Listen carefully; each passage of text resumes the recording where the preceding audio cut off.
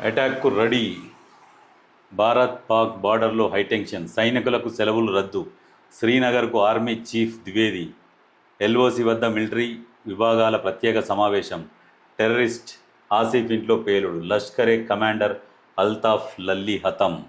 Start చేసిర్రు టెర్రరిస్టులని ఏరివేత start చేసిర్రు. లష్కరే చీఫ్ ఆదేశాలతోనే పెహల్గాం దాడి. హఫీజ్ సయ్యద్ది కీలక పాత్ర. పాకిస్తాన్ నుంచి ఆపరేషన్. జమ్మూ కాశ్మీర్లోని పహల్గాం ఉగ్ర దాడుల వెనుక లష్కరే తోయిబా చీఫ్ హఫీజ్ సయ్యద్ పాత్ర ఉన్నట్టు తెలుస్తుంది. ఆయన ఆదేశాలతోనే ఈ దాడి జరిగిందని నిఘా సంస్థలు భావిస్తున్నాయి. ఉగ్రదాడిలో పాల్గొన్న వారిలో చాలామంది విదేశీ టెర్రరిస్టులు కాగా కొంతమంది స్థానిక ఉగ్రవాదులు ఉన్నారు. మరికొంతమంది స్థానికులు, భూగర్భ కార్మికులు వీరికి సాయం చేసినట్లు సమాచారం. వీరంతా డైరెక్ట్గా సయీద్ నియంత్రణలోనే ఉంటారు. ఈ ప్రాంతంలో జరిగిన సోనామార్గ్, బూటాపత్రి, గందర్బాల్ లాంటి భారీ ఉగ్రదాడుల వెనుక ఈ టెర్రరిస్ట్ గ్రూప్ ఉంటుందని భద్రతా దళాలు బలంగా విశ్వసిస్తున్నాయి. దాడుల తర్వాత అండర్గ్రౌండ్లోకి 2024 అక్టోబర్లో బూటాపత్రిలో 4 పౌరులు, మరో 2 సైనికులు ఉగ్రదాడిలో మృతి చెందారు. అదే నెలలో సోనామార్గులో 6 టన్నెల్ నిర్మాణ కార్మికులు, ఒక డాక్టర్ను కాల్చి చంపారు. ఈ ఊచకోత తర్వాత లష్కరే తీవ్రవాది జునైద్ అహ్మద్ భట్ అదే ఏడాది డిసెంబర్లో దాచిగాంలో జరిగిన ఎన్కౌంటర్లో హతమయ్యాడు. ఆ ఎన్కౌంటర్ నుంచి తప్పించుకున్న మరికొంతమంది ఉగ్రవాదులు సమీపంలోని అటవీ ప్రాంతానికి పారిపోయారు. ఒక పెద్ద దాడి తర్వాత టెర్రరిస్టులు అండర్గ్రౌండ్లోకి వెళ్ళిపోతారు. పాకిస్తాన్ నుంచి ఖచ్చితమైన ఆదేశాలు వచ్చే వరకు వాళ్ళంతా దట్టమైన అడవుల్లోనే, గుహల్లోనే ఉంటారు. ఈ మాడ్యూల్ పాకిస్తాన్ నుంచి నేరుగా లష్కరే చీఫ్ హఫీజ్ సయ్యద్ లేదా అతని డిప్యూటీ సైఫుల్ని నియంత్రిస్తారు. ఈ టెర్రరిస్టులకు పాక్ సైన్యంతో పాటు దాని గూఢాచార వ్యవస్థ ఐఎస్ఐ సహకారం కూడా ఉంటుంది. అటాక్కు రెడీ. భారత్ పాకిస్తాన్ బార్డర్లో హైటెన్షన్ నెలకొంది. నియంత్రణ రేఖ వద్ద పాక్ కవ్వింపు చర్యలకు దిగుతోంది. భారత పోస్టులపైన కాల్పులకు తెగబడింది. భారత సైన్యం సమర్థవంతంగా తిప్పికొట్టింది. యుద్ధ వాతావరణం నెలకొనడంతో సైన్యానికి సెలవులు రద్దు చేశారు.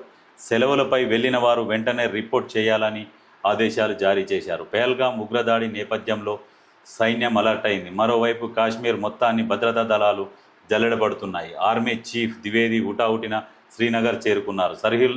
సరిహద్దుల్లో తాజా పరిస్థితిని సమీక్షిస్తున్నారు. ఎల్ఓసి వద్ద అన్ని మిలిటరీ విభాగాలు ప్రత్యేక సమావేశాలు నిర్వహించారు. కాల్పుల్లో ఉగ్రవాది హతం. జమ్మూలోని దిపోరాలో ఉగ్రవాదుల భద్రతా దళాల మధ్య జరిగిన ఎదురు కాల్పుల్లో లష్కరే తోయిబా టాప్ కమాండర్ అల్తాఫ్ లల్లీని భద్రతా దళాలు అంతమొందించాయి. అంతకు ముందు వజిపోరా ప్రాంతంలో ఉగ్రవాదులు నక్కినట్లు నిఘా వర్గాల నుంచి సమాచారం రావడంతో తనిఖీలు చేపట్టారు. టెర్రరిస్ట్ ఆసిఫ్ షేక్ ఇంట్లో పేలుడు. పెహల్గాం దాడిలో నిందితులుగా ఉన్న ఉగ్రవాదుల నివాసాల్లో భద్రతా దళాలు తనిఖీలు నిర్వహించాయి. ఈ క్రమంలోనే దక్షిణ కాశ్మీర్లోని త్రాల్కు చెందిన ఆసిఫ్ షేక్ ఇంటికి వెళ్ళగా అక్కడ పేలుడు పదార్థాలు ఉన్నాయని గుర్తించారు. అవి యాక్టివేట్ అయినట్లు తెలియడం వల్ల అప్రమత్తమైన భద్రతా బలగాలు బయటికి వచ్చేశాయి. కాసేపటికే భారీగా పేలుళ్లు సంభవించాయి. గాలింపు చర్యలకు వచ్చిన సమయంలో ఆర్మీ జవాన్లకు హాని కలిగించాలనే ఉద్దేశంతోనే ఉగ్రవాదులు ముందుగానే తమ ఇళ్లలో పేలుడు పదార్థాలు అమర్చి ఉంటారని అధికారులు భావిస్తున్నారు. ఎంత తెలివిగా ప్లాన్ చేస్తున్నారు చూడు టెర్రరిస్టులు. ఉగ్రదాడి ఘటనపై నోరు జారిన ఎమ్మెల్యే అరెస్ట్.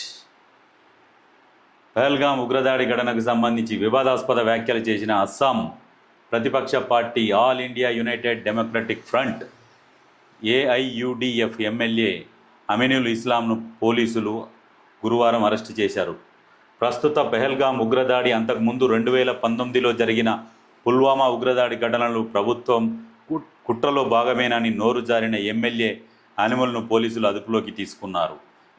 ఎమ్మెల్యే అనిమల్పై బిఎన్ఎస్ సెక్షన్లు 152, 196, 197/1, 113/3, 352, 353 సెక్షన్ల కింద కేసులు నమోదు చేసిన పోలీసులు గురువారం అరెస్టు చేశారు.